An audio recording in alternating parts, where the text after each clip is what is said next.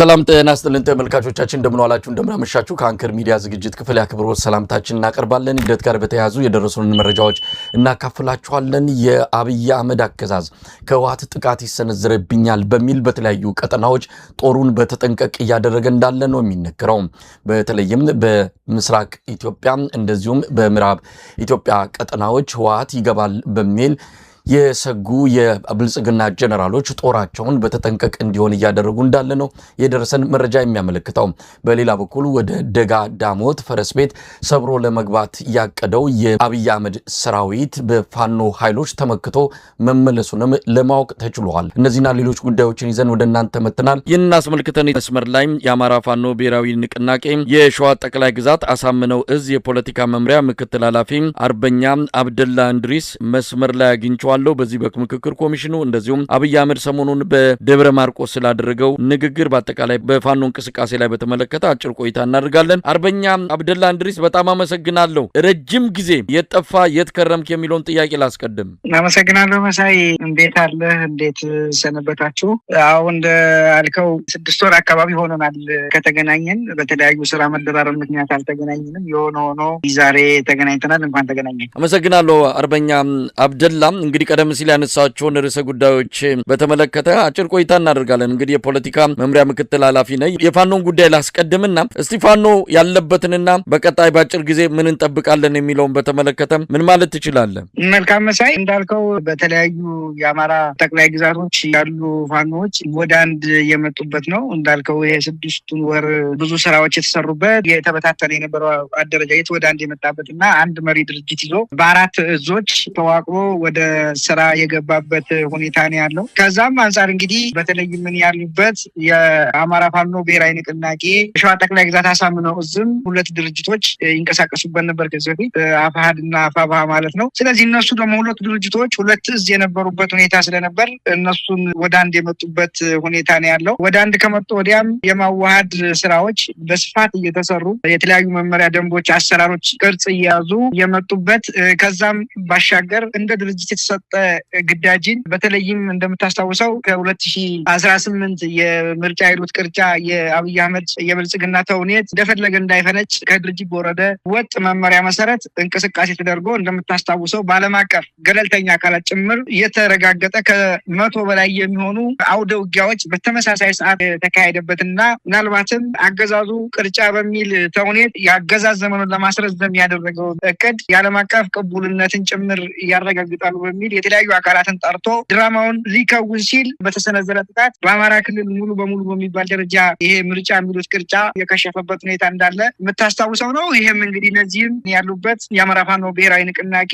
ሸዋ ጠቅላይ ግዛት አሳምነው እዝ ሰፊውን ቀጠና በመሸፈን ድርጅታዊ ግዳጁን የተወጣበት ሁኔታ ነው ያለው ከዛም ጎን ለጎን እንዳልኩ በተለያዩ ቦታዎች ከአገዛዙ ጋር ፊት ለፊት በመፋለምም የፖለቲካና የወታደራዊ ድል በማስመዝገብ በአገዛዙ ተገማች ያልሆነ ድል የተገኘበት ሁኔታ ነው ያለው በተለይም የአመራር ማዋሃድ የመመሪያዎች የአሰራሮችን የተለያዩ ነገሮችን ፈጥኖ ወደ ስራ በመግባት በርካታ ስራዎች እየተሰሩና ከፍተኛ የሆነ ድል በማህበረሰቡ ከፍተኛ የሆነ ቅቡልነት እንዲሁም ላለፉት ዓመታት የነበረውን የህዝባችንን የአንድነት ጥማት በሚገባው በሚመጥን መንገድ እየፈጸምን ያለንበት ሁኔታ ነው ያለው መሳይ አርበኛ አብደላ እነዚህ ነገሮች ተከናውነዋል አገዛዙ እንደ ሽፍታ የሚቆጥራችሁ የናንተን ቁመና ለማሳነስ የናንተን ተልዕኮ ዕውቅና ላለመስጠት የሚያደርገው እንዳለ ሆኖ እናንተ በቀጣይ ለህዝባችሁ የምትገልጹት ነገር ምንድነው ምን ይጠብቅ ከናንተ እንግዲህ 3 አመታችሁን ደፈናችሁ በእናንተ በኩል የሚመጣን ተስፋ በእናንተ በኩል የሚመጣን አጠቃላይ የለውጥ እንቅስቃሴ በተመለከተ ጥያቄ ያነሳልና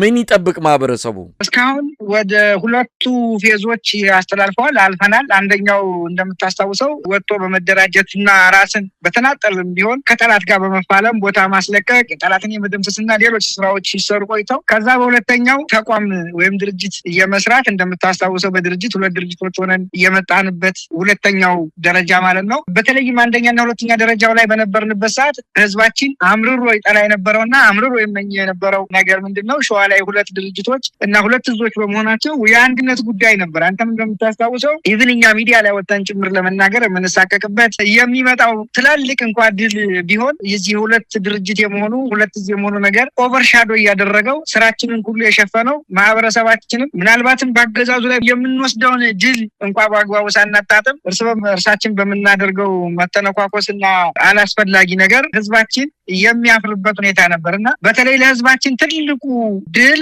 የኛ አንድ መሆን ነው ማለት ነው። ምናልባትም ትናንትና በተለያየ መንገድ ሆነን ህዝባችን በእጅጉ የተሳቀቀበት በእጅጉ የሚያዝንበት እኛም ሙሉ ያልሆንበት ነበርና ሶስተኛውና የመጨረሻው ደረጃ ለህዝባችን ትልቅ ፎይታ እየሰጠ ሆኗል። ምናልባትም ከድል በላይ ሁሉ ድል የሆነው ማለት ነው። ምክንያቱም ከዚህ በፊት በነበረው እንደምታስታውሰው ትልቅ ስራ እንኳን ሰርተን ህዝብ ፊት ስንቀርብ የፈለገ ነገር ውጤት እንኳን ቢሆን የሚያነሳው ጥያቄ ይህንን ነው። የአንድነት ጉዳይ ነበረ እና በመካከላችን በነበረ ልዩነት በከፍተኛ ደረጃ ህዝባችን ሀዘን ውስጥ የነበረበት ነው። ይህንን እንግዲህ በድል አጠናቀናል። በሚገርም ሁኔታ ጠላት አልጠበቀም። ይህንን ሸዋ ላይ ይዛምን ነገር ይመጣል ብሎ በጭራሽ አልጠበቀም። በተለይ አንድነቱን ካመጣም በኋላ ትልቅ መደናገጥ ውስጥ በጠላቱ ወገን የገባ ሲሆን በእኛ በኩል ደግሞ ትልቅ ተስፋ ብቻ አይደለም፣ ተስፋ ምናልባት ሊሆንም ላይሆንም የሚችል ጉዳይ ነው። ይሄ ከተስፋ የዘለለ ተጨባጭ የሆነ ለውጥ የመጣበት አሁንም እየመጣበት ያለው ሁኔታ ስላለ ማህበረሰባችን ምናልባትም የመጨረሻውን የአንድነት ካበሰርን በኋላ በጣም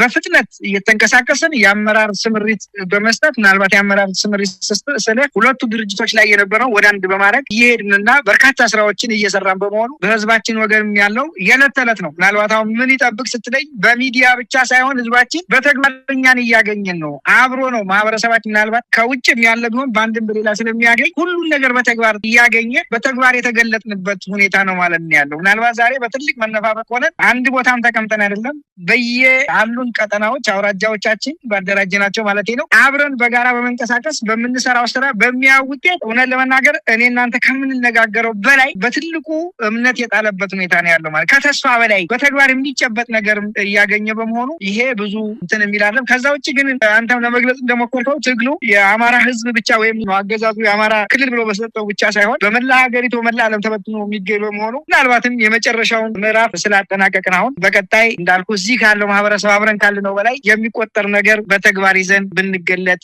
ይሻላል የሚል እምነት ነው ያለ። ምክንያቱም እዚህ ሚዲያ ላይ ከመናገር ይልቅ በተግባር ህዝቡ በሚያየው ነገር ቢሆን ጥሩ ነው። ምናልባት ግን እንዳልኩ የመጨረሻው ምዕራፍ እንደሆነ ግን ምንም የሚያጠያይቅ ነገር አይደለም ለማለት ነው። ሌላው ሰሞኑን አብይ አህመድ ወደ ደብረ ማርቆስ አካባቢ ከአውሮፕላን ማረፊያ ምረቃ ጋር በተያያዘ ተገኝቶ የተናገረው ንግግር ላይ ነው ያው የጥላቻ ንግግር በየሄደበት ማስተላለፍ የተለመደ ተግባሩ ነው። የኢትዮጵያ ህዝብም ንን ባህሪውን በሚገባ ስላወቀ ለሱ መርዘኛ መልእክቶች እጅ ሳይሰጥ ራሱን ጠብቆ እስካሁን ቆይቷል። በእርግጥ ተጽዕኖ አልፈጠረም ማለት አይቻልም። በአብይ አህመድ ንግግር በአብይ አህመድ ተልእኮዎች ኢትዮጵያ ብዙ ዋጋ እየከፈለች ያለች እንደሆነ ይታወቃል። ግን የማርቆስ ንግግር ላይ ብዙ ነገሮች አሉ። ከጥላቻ ንግግሩ ባሻገርም አካባቢዎቹን መቆጣጠር እንዳልቻለም ሽፍቶች ብሎ የሚገልጻቸው ምናልባት እናንተንም ጭምር በስማችሁ መጥራትም በቁመታችሁ ልክ መግለጽም የሚፈልገው እንዳልሆነ ይታወቃል። ግን ከሽፍታ ጋር አያይዞ እናንተን የገለጸበትን መንገድንም እንደዚሁ ታዝበን ያለፍንበት ጉዳይ ነው። እንደው በአጠቃላይ የማርቆሱን ቆይታ እንዴት ተመለከትከው? አንተም አሁን በመግቢያ ላይ እንደገለጽከው ብልጽግና እንዳጠቃላይ እንደ ተቋም ካየኸው ተቋም ብለን እንውሰደውና ህዝብን ከህዝብ ካላጋጨ ህዝብን ከህዝብ ካላላተመ የጥላቻና የሐሰት ትርክቶችን ካልነዛ በራሱ የሚቆም ተቋም አይደለም። በተቋም ደረጃ ብሔርን ከብሔር ካላጋጨ ሃይማኖትን ከሃይማኖት ካላናከሰ በተለያየ አውድ ውስጥ ወይም ደግሞ በተለያየ ቁመና ውስጥ ያሉ አካላትን ካላላተመ በራሱ የሚቆም አይደለም።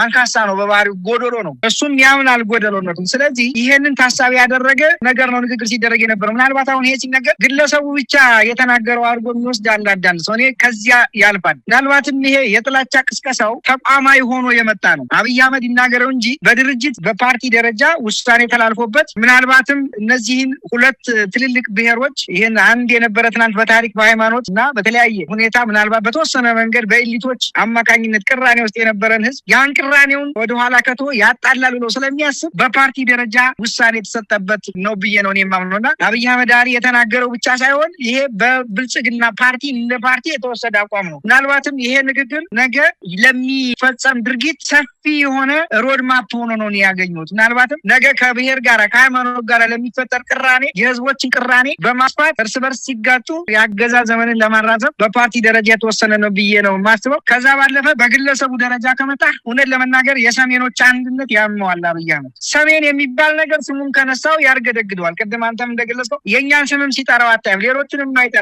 በእንጀራ አባት ስም በእንጀራ እናት ስም ወይ ምናምን ነው አምጥቶ የሚጠራው። ሰሜን የሚባል ህዝብ እንደ ህዝብ በጣም ነው የሚጠላው። ይሄ ማለት ግን አንድ መግለጽ የሚፈልገው እኔ ኢሊት አላልኩም። ሰሜን የሚባል ማህበረሰብ አለ። ያ ማህበረሰብ እንደ ማህበረሰብ እንዲገናኝ አይፈልግም። በጠላትነት ፖለቲካ ውስጥ ተፈራርጆ የጠላትነት እሳቤ እንዲራመድ ነው የሚፈለገው። ስለዚህ ምናልባት በተለያየ ቦታ ላይ ያሉ አካላት የፖለቲካ ኤሊቶች ስህተቶች ሊፈጥሩ ይችላሉ፣ ዛሬ ላይ ማለት ነው። ከዛ ውጭ ግን ህዝብ እንደ ህዝብ ተለያይቶ እንዲናከስ እንዲባላ፣ በተለይም አሁን በቅርቡ እየተነሳሱ ያሉ ነገሮችን በጭራሽ ህዝብና ህዝብ ተናክሶ እስከ መጨረሻ ድረስ ደም እንዲቃባ ሆን ተብሎ በግርግርና በሁካታ ስልጣን የማስቀጠል ሂደት በመሆኑ ስለዚህ ያገዛዙ ሴራ በቀጣይም ሌሎችን ምናልባትም አሁን የረጨው መርዝ አለ ይሄ ሰው ሌሎች ብሔረሰቦችን ጭምር እንደዚህ የማናከስ ፍላጎት እንዳለው በቀጣይ የሚታይና አስተማማኝ የሆነ መረጃ የሰጠበት ሁኔታ ነው ያለው። እንዳጠቃላይ ግን የእሱን ንግግር አይቶ የሚሸወድ ማህበረሰብ አለ ብዬ አላስብም። እኔም ባደረኳቸው አንዳንድ ምልከታዎች የሰውየውን ነጥብ ማስቆጠር ሳይሆን የሰውየውን የተሻለ እውቀት እንዳለው ግምት ውስጥ በመክተት ንግግሩን እውቅና የመስጠት ሳይሆን የግለሰቡን በጣም ደካማነት፣ የግለሰቡን መሰሪነት፣ የግለሰቡን መርዘኛነት በትክክል ያስገነዘበ ሆኖ ነው ያገኙት። በህዝብ መካከል ግን ምንም የሚመጣ ነገር አለ ብዬ አላስብም። እሱ በረጭው መሰል ነው። አርበኛ አብደላም ያው ቀደም ሲልም በጥያቄ ላይ ያነሳሁት አንተም ለመነካካት የሞከርከው አለ። ፋኖን በተመለከተ በየጊዜው 3 እና 4 ጠመንጃ ይዞ አዲስ አበባ ገባለሁ ማለት ይሄ እብደት ነው ብሎ ከገለጸበት የእናንተን አቋም ቁመና በተመለከተ እውቅና እንዲሰጥም አይጠበቅም። ግን በዚህ ደረጃ ለማሳነስ የሚሄድበት በስማችሁ የማይጠራበት እንግዲህ ሲናገረው አካባቢዎቹን መቆጣጠር እንደማይችል በአካባቢዎቹ ላይ የሱ የበላይነት እንደሌለ በገደምዳሜ ይናገራል። ግን ያ እንዳይሆን ያደረገን ኃይል ለመግለጽ ሲተናነቀው ነው የሚታየውና ይህንን እንዴት ትመለከተዋለህ? በአማራ ክልልስ ያለው የአብይ አህመድ በፖለቲካም ሆነ በወታደራዊ ያለው ቁመና ምን ደረጃ ላይ ይገኛልስ ብለህ ታምናለህ? እንዳልከው አሁን ምን አለ መሰለህ አይጠራንም። ብልጽግናም ይሁን አብይ አህመድ ሱሉልታ ምን ድረስ ለገጣፎ በእርግጠኝነት የምነግርህ ፋኖ ብሎ አይጠራም። በጣም ይፈራል፣ ያስጨንቀዋል። ምክንያቱም ፋኖ ብሎ በጠራ ቁጥር አጠገቡ ያሉት ራሱ በተለይ አማራ ብሔር ተወላጅ ይሁን ሌሎችም የብሔር ተወላጆች ይሁኑ ፋኖን አድርጎ ነው የሚያቸው። ፋኖ ምን መስራት እንደሚችል አይቶታል። ትናንትና ከምንም ተነስቶ አማራን አሸማቅቃለሁ ብሎ ልዩ ኃይል አፍርሶ ከዛም 5-6 ናቸው ብሎ ካለ በኋላ በአንድ ቀን በጣም በጥቂት ጊዜ በአማራ ክልል ያሉ ዞኖችን ተወሰነ ቀን ምን ያህል መቆጣጠር እንደቻለ ህዝቡ ምን ያህል ሞቢላይዝ አድርጎ አገዛዙን እንዳንሳኮተው ያውቃል። ከዛም ማለት ሲል አሁንም ቢሆን የአማራ ፋኖ በአማራ ክልል ያሉ የፓርቲና መንግስታዊ መዋቅሩን በመበጣጠስ የህዝብ አገልግሎት ሰጪ ተቋማትን በቅጽበት አደራጅቶ ለህዝብ መሰረታዊ የሆኑ ግልጋሎት ያለምንም እንከን ያለምንም ስጋት እንዲከወን በማድረግ በህዝብ ዘንድ ያለውን ቅቡልነት አይቷል። የአማራ ፋኖ ብቻ እንዳልሆነና እንዳለ ህዝቡ በራሱ የህዝባዊ ንቅናቄ ያለው የህዝባዊ ድጋፍ ብቻ ሳይሆን ህዝቡ በራሱ የፋኖ አካል እንደሆነ አይቶታል። እሱ ብቻ አይደለም፣ በጣም በአጭር ጊዜ ምናልባት ሌሎቹ በርካታ ዓመታት የፈጀባቸውን ፋኖ ፈጥኖ ወደ ስራ በመግባት በሀገሪቱ ውስጥ ያሉ የተለያዩ እንደዚህ የነጻነት ታጋዮችን ጭምር በማሰባሰብ ከፍተኛ የሆነ የበላይነት እንዳሳየ ያውቃል። ከዛም ዘለል ሲል በምስራቅ አፍሪካ ጭምር ተለዋጭ ኃይል ሆኖ እንደመጣ የዓለም አቀፉ ማህበረሰብ እንደመሰከረም ያውቃል። ስለዚህ ይሄ በሆነበት እሱ ፋኖ ብሎ ለመጥራት ይጸየፈዋል፣ ያውቀዋል። ደግሞ እንደተባለው በሀገሪቱ ውስጥ ካሉ የትኛውም የትግል እንቅስቃሴዎች በዓለም ጭምር ከመዝንከው በጣም ፈጣን በጣም ተገማች ያልሆነ ጥቃት በመሰንዘር ህዝብን አስተባብሮ ህዝብን ብቻ ሳይሆን ሌሎች ህዝቦችን ጭምር አለኝታ በመሆን የሰብአዊና የዲሞክራሲ መብቶችን በመጠበቅ በምርኮኛ አያያዝ በዓለም አቀፍ ማህበረሰቡ ያለው ቅቡልነት ዓለም አቀፍ የጦር ህግጋቶችን በመጠበቅ ደረጃ ያለውን ቅቡልነት ሲያየው በጣም ነው የሚፈራው የሚርደው። ስለዚህ እዛ ሄዶ ይሄንን ሊል አይችልም። ከዛ በዘለለ እዛው ጋር እርስ በርሳቸው ሲጋጩ ነበር። አይተው እንደሆነ በትክክልም መስክሮ ነው የመጣው የፋኖን ሀያልነት ሀገሪቱን እሱ እያስተዳደረ እንዳልሆነ እኮ እዛው መስክሯል። አይተው እንደሆነ ስራ አስፈጻሚው መስፍን ጣሰው ምናምን የሚባል ሰው አይተን እንደሆነ በሳምንት 3 ጊዜ በረራ አስበን በቀን ከ3 ጊዜ በላይ ሆነብን በረራው ብሎ ነው የገለጸው። ከአዲስ አበባ ወደ ደብረ ማርቆስ ማለት ነው በዛ ንግግር ላይ። ይሄ ማለት ምን መሰለ ማህበረሰቡ በጣም እየተሰማ ያለው የኢንሴኩሪቲ ጉዳይ ስላለ በመኪና መንቀሳቀስን አይፈልግም፣ አይችልም። ይሄ ደግሞ የሆነው መንግስት ነኝ የሚለው አካል በአግባቡ ይሄንን መጠበቅ አልቻለም። አይተን እንደሆነ በራሱ በብልጽግና ቡድን ጎሃጽዮን አካባቢ ተሻግረህ የሚታገተውን ሰው አውቶቡስ ታውቃለህ። ይሄ ማለት ደግሞ ኦሮሚያ ክልል ላይ ያለው የብልጽግና ብልጽግና የኦሮሚያ ብልጽግና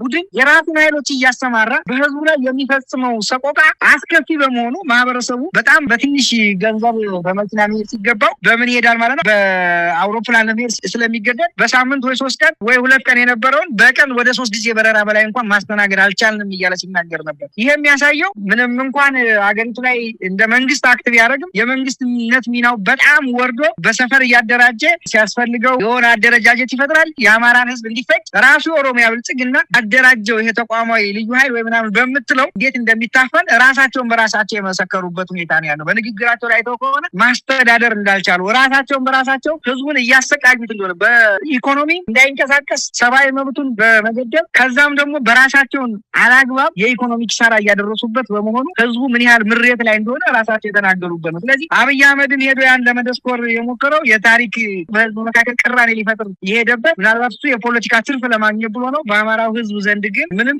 አይነት ትርፍ በአማራው ብቻ አይደለም በመላ ኢትዮጵያውያን ዘንድ ቅድም እንደገለጽኩልህ ራሱ ተዋርዶ የፖለቲካ ነጥብ ጥሎ የተመለሰበት ሁኔታ እንዳለ ነው መረዳት ቻልኩ መስል። አርበኛ አብደላ ወደ ተጀመረውና በብዙዎች ዘንድ የብልጽግና ተውኔት ተብሎ የተገለጸውን የምክክር ኮሚሽኑን ጉባኤ በተመለከተ አንዳንድ ሀሳቦችን እናንሳ።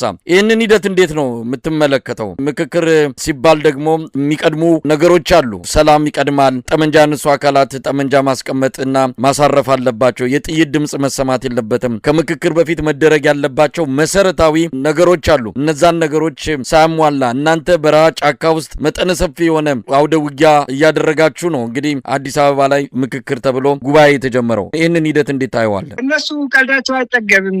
በነገራችን ላይ እነሱ ቀልዳቸው በቼስ ልዩ ነው የሚሰራው ተውኔት ትራጀዲው በጣም ከባድ ነውና በነገር ላይ ይሄ ምክክር ኮሚሽን የምትለው የብልጽግና የፖለቲካ ደላላ ነው። እኛ በግልጽ ከዚህ በፊትም ተናግረናል። ይሄ ደግሞ ምክክርም በለው ድለላም በለው ተግሳጽም በለው የአማራን ህዝብ የሚመለከት ጉዳይ አይደለም። ይሄ በግልጽ አማርኛ መነገር ስላለበት ምናልባትም ካሁን ድረስ የዚህ ሁሉ ችግር የዚህ ሁሉ ቀውስ ችግር ብለን የምንለው የህገ መንግስቱ 1986 የተረቀቀው 87 የጸደቀው ህገ መንግስት የአማራ ህዝብ ወኪል ሳይኖረው የጸደቀ ነው ተብሎ የሁሉ ውጥንቅጥ መጥቶ ለአብይ አህመድንም ወንበር እስከ ማንገጫገጭ ከአንድም 2-3 ጊዜ የደረሰው የአማራን ህዝብ ህገ መንግስቱ አያውቀውም። የአማራ ህዝብ ህገ መንግስቱን አያውቀውም ብለን ነው እኛ በተግባር ስንነጋገር የነበረ። ስለማያውቀው ነው የዚያ ችግር መዘዝ ነው ለአብይ አህመድ ለስልጣን መንገጫገጭ አንዱ እንደ እንትን ሆኖ የሚነሳው ማለት ነው። ትናንትናም እኮ ታስታውስ ከሆነ የህገ መንግስት ሲረቀቅ እኮ እንደ ዳዊት ዮሐንስ ታስታውስ እንደው መሳይ የቀድሞ አፈ ጉባኤ የአማራ ተወላጅ ነው። በህገ መንግስቱ ላይ ነበረ፣ ተመልካች ነበረ። ግን የአማራ ወኪል ነበረ ይካል ከአማራው አያውቀውም ነው አያውቃቸውም። ዳዊት ዮሐንስንም በለው ደመቀ መኮንን ሌሎችንም ገነው ዘውዴን በላይ ሌሎችንም የሚያክል ጉዳይ የለም። ያ ባለመሆኑ ህገ መንግስቱ የአማራ እውነተኛ ወኪሎች ሳይኖሩበት በመረቀቁ የአማራን ህዝብ የከዳን የገፋ ነው ተብሎ ነው ይሄ ወሰን የማንነት ሌሎች ነገሮች ይሄ ሁሉ ጥንቅጥ የመጣው ማለት ነው። ስለዚህ ዛሬም ይሄ ምንም በለው ምን ድለላም በለው ምን የሚባል የትራጀዲ የአማራን ህዝብ አይመለከትም ስልህ ያለ ምክንያት አይደለም። ምናልባት የአገዛዙ የኦህዴድ ሞጋሳ ተመስገን ጥሩነህን ይዞ አገኘው ተሻገርን ይዞ ወይ ሌሎችን ተሸክሞ ሊልህ ይችላል። ወይም ደግሞ የኦህዴድ ጉዲፈቻ የሆኑትን ጋሻ መርሻን ዳምጦ ተሰማን ኦር በለጠ ሞላን ወይም